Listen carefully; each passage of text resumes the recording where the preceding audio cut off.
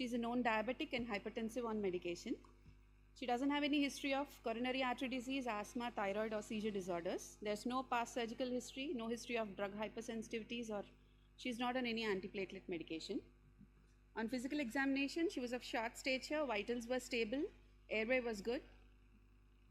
Investigations, X-ray revealed a trochanteric fracture of left femur. Her hemoglobin was 8.8 gram percent.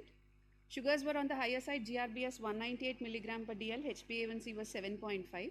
ECG showed T inversions in chest leads V2, V3. 2D echo EF was normal.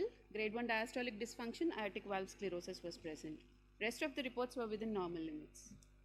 A cardiologist opinion was taken for fitness of surgery, who advised to do a CT coronary angio in view of diabetes, age, and ECG changes to rule out any silent CAD.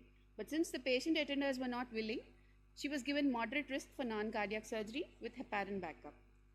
Patient is posted for ORIF with proximal femoral nailing of the left femur. Pre-op orders were given, 2 points of Paxil were reserved. Telmisartan, which she was using, was withheld on the morning of surgery. Anesthesia part, under strict aseptic precautions, spinal was given with bupivacaine and dexmedetomidine. Co-loading done with normal saline. The level was T10 after 15 minutes. Patient was comfortable, catheterized, and then positioned. Intraoperatively, PF nailing was done under strict aseptic precautions. The surgical time was 2 hours. Vitals were stable intraoperatively. BP maintained at 110 to 130 mmHg with 10 mg of ephedrine intermittently. Saturation was 100% with 2 liters oxygen. Estimated blood loss in the surgery was 200 to 250 ml. IV fluids given intraoperatively is 1.5 liters. The 4th point of normal saline was on flow. The urine output emptied was 700 ml. In the immediate post-op, patient was shifted to post-op ICU for recovery. When connected to monitor, the ECG showed atrial fibrillation with a heart rate of 156 per minute. On examination, the patient is completely asymptomatic, conscious, coherent, following commands, no complaints of palpitations or dizziness or chest pain. Her pulse was irregularly irregular. BP was 90 on 60. Chest was clear. ABG was done, which showed metabolic acidosis with a bicarb of 18. Sodium and potassium were 137 and 4.2 respectively. 2D echo was done, which showed a fair LV and an IVC of 1.47 centimeters.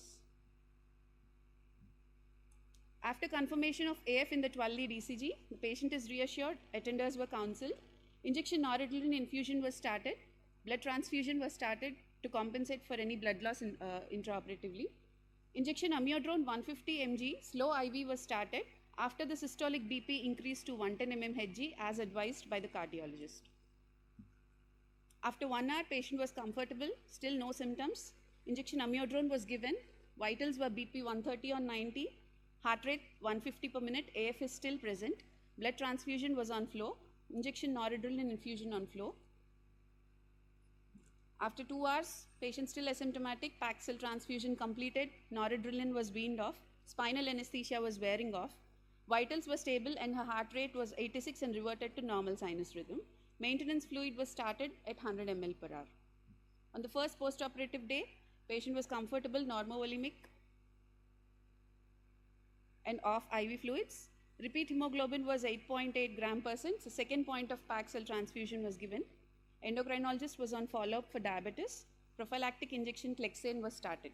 Patient was discharged in hemodynamically stable condition with a hemoglobin of 10 gram percent on the third post-operative day.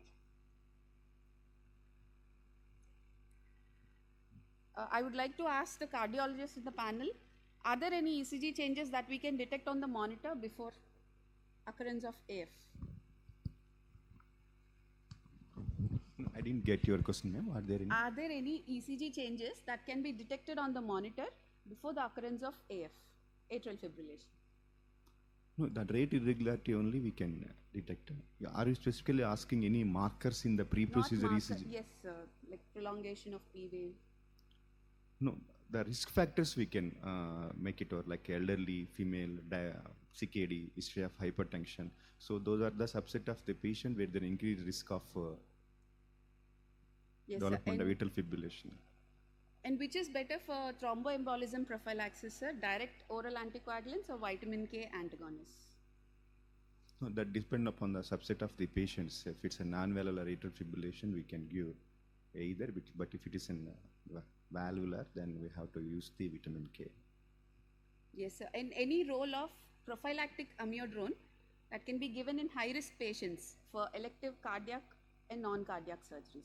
Role of prophylactic No, amiodarone. there is no role prophylactic. All the studies done were negative only. There is no prophylactic loading of amiodarone in any patients to prevent the postoperative atrial fibrillation.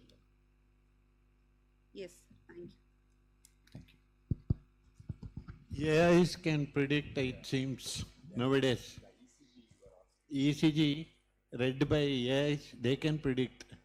And other, maybe if you are watching the monitor, frequent atrial ectopic starts coming, then you can check whether something is going wrong which is causing that.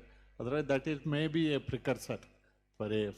Otherwise, pre-op ECG means AI.